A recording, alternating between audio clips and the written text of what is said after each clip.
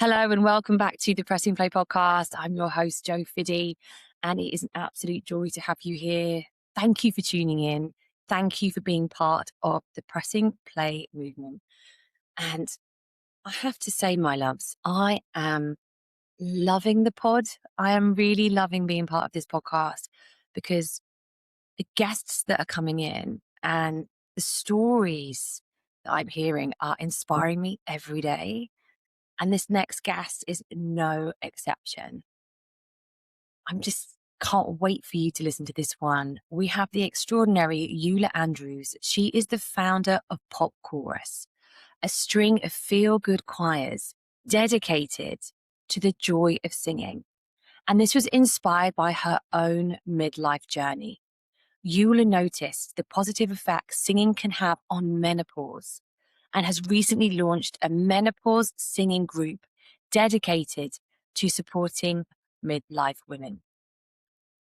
This was such a goodie, and I can't wait for you to hear it. And a massive thank you to Yula for coming on the pod. Hello, and welcome to Pressing Play. I'm your host, Jo Fiddy, motivational speaker and menopause mentor. Have you been living in the pause of midlife and quietly wondering, is this it? And ready to ignite your passion and energy and purpose? Then this show is for you. Perimenopause is not the beginning of the end. It's a powerful pivot into your power years. And you, my love, deserve to feel alive while living it. Let's press play. Welcome, Yula Andrews. It is incredible to see you here. Thank you so much for coming in. Hello. Hello. Thank you for having me. Oh, I'm so excited you're on the podcast. I'm been going through my notes before you came on and just getting more and more excited. We are talking about singing. We are talking about your journey. We're going to be talking about the brain. As I was saying before, I geek out. And there's even holidays included in this chat. Like It's got everything. It's everything. This is like the bingo card of the full house of all things brilliant. And I love it when I bring guests on, I want them to have that kind of pop press play energy. And you've got that in beams. So let's get started. For anyone really discovering you for the first time, who is Yula Andrews? And tell us more about you. Well, I'm Yula. I'm recently turned 50, and I'm a singer, originally from the West Country, now living in Suffolk. And about 14 years ago, I founded a choir. So having been classically trained singer and doing all the sort of classical stuff for years, I also used to sing karaoke and folk and jazz and sang in ABBA tributes and all sorts of things. For me, singing is just, the voice is the most versatile instrument you can possibly imagine. And in the same way, like a piano, you don't know if your piano doesn't know if you're playing Rachmaninoff or Jerry Lee Lewis. And the voice is the same. You can just use all these different colors and genres and apply anything to it. And it's so versatile. But one of the things I really notice is when you sing with other people, it is exponentially better than doing it on your own. And the impact it has on people is incredible. So 14 years ago, I started a choir. My first baby was just 4 months old. I put some posters up and a few people came along and Pop Chorus was born. And then jump forward now 14 years, we've got about 7 choirs in Suffolk, all around the area. I've got a whole team of people, an administrator and a team of choir leaders. We see over 400 people in the choir. We've now got a CIC arm, Community Pop Chorus, doing lots of work in care settings.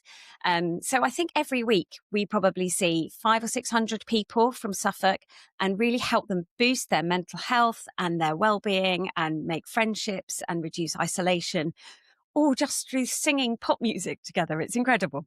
I love this so much. And we were just saying earlier, I'm originally from Norfolk, and if I come home on the summer holiday, I'm gonna have to find where you are. Yes. I want to come for a sing along. Really, I want to come for a sing along. And when you started Pop Chorus, did you ever imagine it would grow so big? Like there's 7 choirs, like hundreds and hundreds of singers, festival appearances, and like national recognition. Did you ever expect that when you first started? No, and it's still not I don't run it as a big greedy business at all. We grow organically. So my choir leaders, I've got a lovely team of choir leaders, but they've all come through the choir. They have been singers and members of the choir. We have an ethos in our choir, which is really about having a kind of buffer of kindness in everything we do. And it's only really if you've been on the other side, on the choir singing side of that, that you fully get it. And so then I find people who are particularly musical, really get the ethos, have the right personality, who, you know, I'm comfortable sitting and sharing ideas with. And these people have now become part of my team. I've got this amazing team of women. And so they run choirs for me. So we've grown organically. It's not a big commercial, you know, I'm never going on Dragon's Den with this thing, but it's a beautiful sort of beast of a business. But no, I never imagined it would turn into this. It's incredible. It's amazing. Well, that's why though, because it's such incredible energy and you're coming at this from such a heartfelt place, like such a soulful place. You were also recently named, you know, part of the 50 leading lights in kindness and leadership. Yeah, that was such an honor. Somebody in my choir nominated me, and actually a few of them wrote the most wonderful testimonies that I saw afterwards. And then I just got an email out of the blue saying, you are one of this year's 50 kindness and leadership winners. And I went off to the Mexican embassy in London where they say, welcome to Mexico. Would you like a mojito? Well, all right then.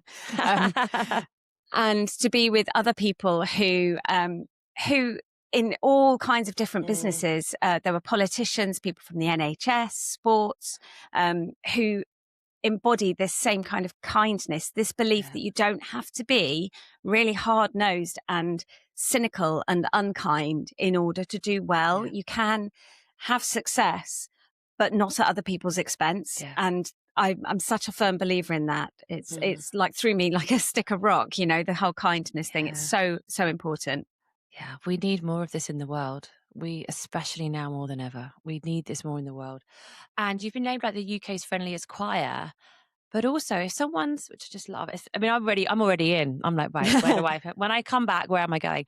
But for someone who's coming in for the first time and they're listening now and they're going, I really want to go. What can they expect? What's happening when they walk through the door?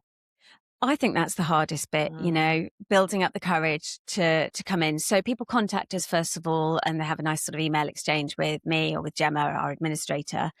And we'll kind of explain how it all works. And they come along, and I know it's really hard to walk in the door. You know, there's a babble of noise, but inevitably somebody in that room will look around and go, that's a new face. And they will come and say hi, or they'll catch you outside and go, are you looking for the choir? Come on in. You might have just been passing to go to the shops. You'll get dragged in off the street.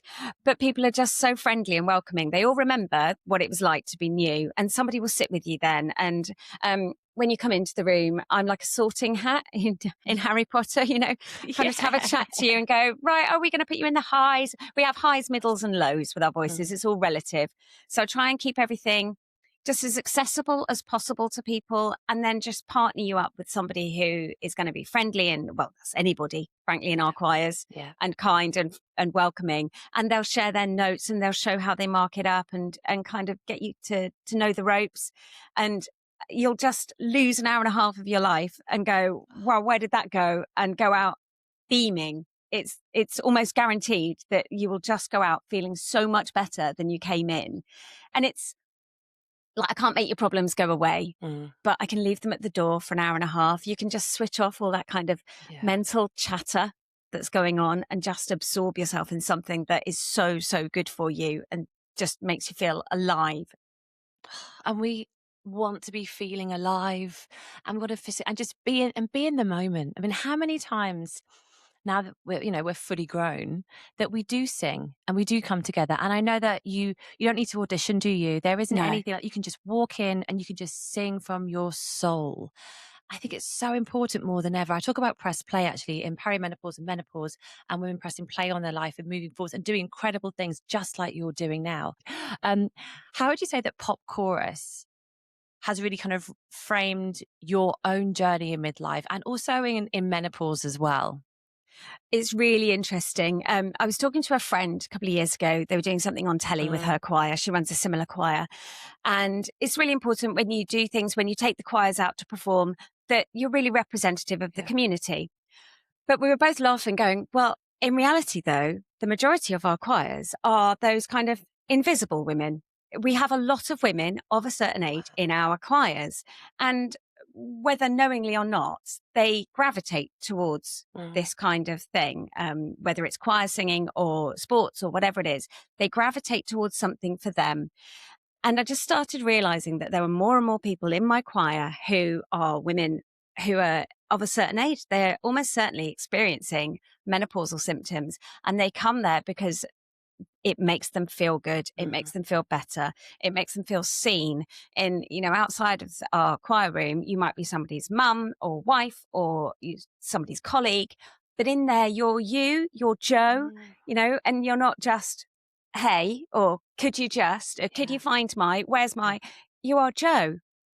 And you can almost reinvent yourself. Yeah. And I just realized that how much that aligned with my own journey, and that as I was experiencing menopause, it took me years to work out I was in menopause. I just thought I was going, a little bit batty, a bit angry, a bit hot, a bit forgetful.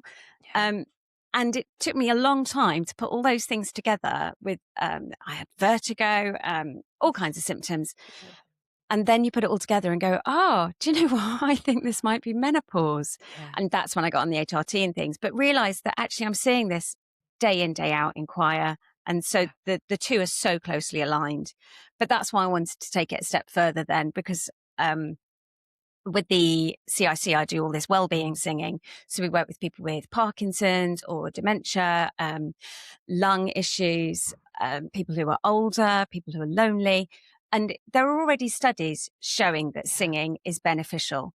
And I just thought there's no research into how beneficial singing can be on people experiencing menopause symptoms. The other side is done. There's research into how menopause impacts on professional voice users, which as a professional singer, I find interesting. But I want singing in a group to help just normal, regular, everyday women, real life women. And so I approached, I looked online for somebody who was an expert in women's health and wanted women's voices to be heard in menopause research. And that's when I found Professor Camille Cronin at University of Essex. And I approached her and said, I've got this idea. What do you think? And she loved it and agreed that this was something that was worth looking at. And it took us a year to get from that initial idea to actually having a program written. And we then started in January of this year, our first cohort of singing for menopause to see whether it really does help with menopause symptoms. Oh, see the choir now. Wow. Because you are now doing a study, the first ever, to support that singing can help women in menopause. Yeah. It's incredible. It's incredible. Because if you think about it with perimenopause and menopause, what's going on? It's brain. It's all in our brain. It's such a brain-led event. We have estrogen receptors in our brain. Cortisol is going up. Estrogen is going down. And estrogen takes the happy hormones, the serotonin, the dopamine, and the GABA. And what do we need to do? We can bring that back naturally. And how can we do that? Doing things we love, which is singing. Singing is proven to reduce your cortisol, increase your serotonin. It increases oxytocin, immunoglobulin A.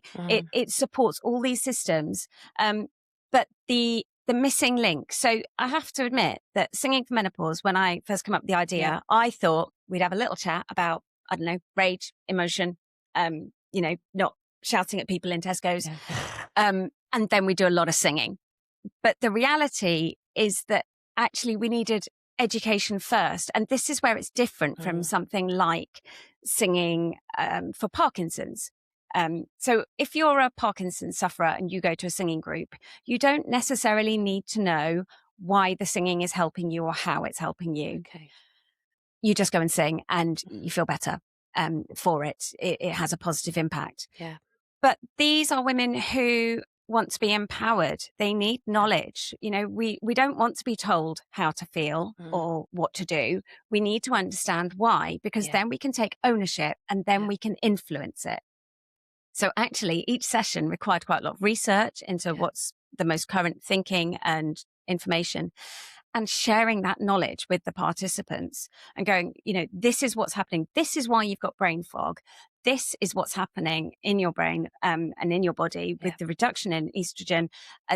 The reduced serotonin means that the messages are not getting from one part of your brain to another. There are ways you can increase that.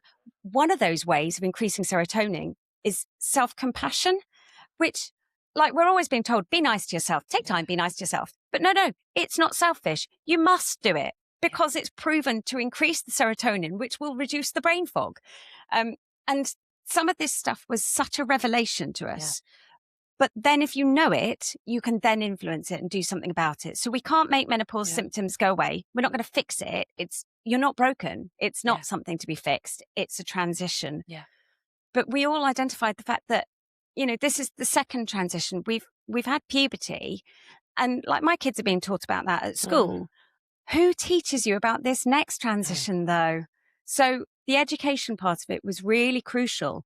And then the singing, the breathing techniques, the things that come in from the singing, which really helped with anxiety. So learning some breathing techniques and some sort of body scans and playlisting as well. So that's really useful. I came up with this idea of hero lyrics. I should trademark that. If 100% trademark. Get off the pod. I want you to go and trademark it, please. Get a lawyer. Lawyer up. But the idea of hero lyrics, If you're having a hot flush and you've got a meeting, we can't make the hot flush go away. But if you know that you've got a Beyonce song or a Gloria Gaynor song and you go like, what would Beyonce do now? What would Tina Turner say? Yeah. And you have it on your phone. You have a little lyric that just reminds you, Kelly Clarkson, what doesn't kill you makes you stronger. Yeah. Okay, right. I'm going to own this and I'm going in and I'm doing it anyway. And it's just getting you from one state of mind to another quickly. Because that's the kind of women we are. We need to get there quicker. We want to get stuff done. And using playlisting and lyrics can all really, really help that. Sorry, I get terribly excited. I'm just in awe. I'm just literally just there. As you're talking, I'm like, just everything you're saying, and how much do we love music? How powerful that you're doing all of this is just so incredible. And I love the fact you talked about your children as well, because if we think about it, menopause is puberty in reverse. And I feel like we are feeling things right now. And those music that we heard as a teenager, I feel just really hits you now. And I know there's how it can impact the brain, but music is so powerful. I know it can. Is it the nostalgia of music on the brain that can support you? You probably know more of this than I do. More also how you're helping with dementia and what you're doing. Yeah. And understanding that because secretly a lot of us thought, oh gosh, is this the beginning of dementia then? And that's why it was really useful partnering with a clinical partner. So having Professor Cronin there, she could say, it's not dementia. You're all feeling this, but studies have been done on the menopause brain. Yeah. Dementia is degenerative. But in menopause, we have the facility to create new neural pathways and ways of doing that. And we will get through the brain fog years. That's very reassuring to hear, for one. Yeah, absolutely. But finding ways to support that and improve our chances of getting through the other side and coming out unscathed, we need to embrace that. And so the weeks we were looking at concentration, we did songs we did the Macarena and things with moves and things that were just playful and fun. We had fun in there. There were also a lot of tears, and it's a really interesting thing I observed quite near the end of the program. So we had 12 sessions all on different topics, and it was right near the end that we looked at self-confidence and also kind of menopausal rage, which is definitely a thing. Yeah. And it's brilliant that menopause is being talked about more and recognized more in the press. And things like Riot Women are fantastic. But my worry is that we're going to end up with a bit of a cliche that women are just angry. And actually, I found that it was other sessions that looked at emotions that hit home much. They seemed to touch a nerve more. Yeah. With the participants we had. So things about anxiety and fear and communicating with your family about what's going on. Those are the things that really, really struck a nerve with people. And it was just so empowering then to understand why it's happening, what you can do to help Yeah. yourself, and then finding songs. And the participants we had, they were an amazing cohort. It's 15 women. And a lot of them didn't sing before they came, and a lot of them didn't know each Yeah. other. And the way they bonded so quickly, and looked forward to this weekly kind of get together, an opportunity to be themselves Yeah. and to share and to ask stupid questions and have revelations. There were tears and laughter, but they very much influenced and directed what we did. I wanted this to be something that, instead of clinicians or authorities telling us how we should deal with our menopause, that menopausal women have a voice in this, and that they shape it and tell us what they need and direct the way we're going. So they worked out the layout of the room, and we ended up in a circle. And so then when we sang, that circle came closer together, and oh my goodness, we were under a skylight, and it was proper, like, full on hippie stuff here. I was completely, we were like a little coven meeting, but it was beautiful. Just that sharing, the connection. And we did the singing towards the end of the session. So you got all the learning and a cup of tea, obviously. Yeah. And then you kind of compound that learning with the songs and make the connections across the room and go, I have seen you, Yeah. I have felt heard today, and I'm going to take this feeling out into the world for the rest of the week until I can come back next week for the next top up. And the songs really helped with that, using other people's lyrics to kind of explain how you feel, and articulate these big emotions, and sometimes just to have a laugh. It was so powerful. Oh, sounds so powerful. It's so much bigger as well. It's just so big. I feel, especially when you go through perimenopause and in menopause, there is that where you feel invisible. So to be seen by another person, another woman going through the same journey as you, to sing from your heart, to sing from your soul, and to come away with so much more. Do you feel that the women that come in, I mean, it's like sometimes it can feel like you've lost your voice. There is an unraveling, and maybe your voice is starting to come through. Have you found through the study and the work that you do that women are finding their voice and themselves through this process? Yeah, very much so. Self-advocacy has become such a thing, and this appointment kind of thing every week to come singing. Yeah. And last week you might have talked about an issue and your doctor didn't listen to you. Well, suddenly you're going back to the doctors with 14 other women mentally behind you going, no, you've got a point here. Go and do it. And then you need to come back to the group and say, actually, I did go and see my doctor and I have done this about it. And they have found their voice and their confidence, because firstly, it's being normalized that you haven't lost your marbles, that you're not the only one. And you've got that strength of the support of this group of people behind you. So yes, people definitely found their voices. And it's amazing. At the end, we had a sort of session to reflect on it all. And people were using words like transformative. They've said this has been life-changing for them, just the tools it's given them to take forward. And they all want to share. The women who took part, some were saying they felt really sorry for other women who didn't have this group, and that they were just going to share as much as they could with as many people as they could. We're all like Marge Simpson's, sisters, just standing there getting young women. All right, well, let me tell you about menopause. Yeah. You might be, but we just want to share as much as we can. Yeah. And help other women. Definitely. And there's a rise in sisterhood circles, isn't there? There's a rise in women coming together. And there is something about midlife, about women. We are coming together again, and we are doing things together. And this just feels like such a supportive piece. And I have to touch on it because you are launching in October. Going on, well, if people are sitting here going, okay, I wouldn't mind to have a little bit of singing on holiday. What are you planning for October? So one of my very, very dear friends and I, we've sung together for years. We used to do the ABBA tributes together, and we both run big community choirs, have a very similar kind of approach to our work. And we both turned 50 last year and went, what's next? Yeah. So we've launched a business together. So because people always say that we're so similar, and we're like, no, we're not. We're unique. We are unique. So we've launched We Are Unique Singing Holidays. Fantastic. And the idea is that we're going to go off to this beautiful retreat in Spain, in the Costa Blanca, sort of an hour away from Alicante, up in the hills, and host about 18 to 20 people there, just singing.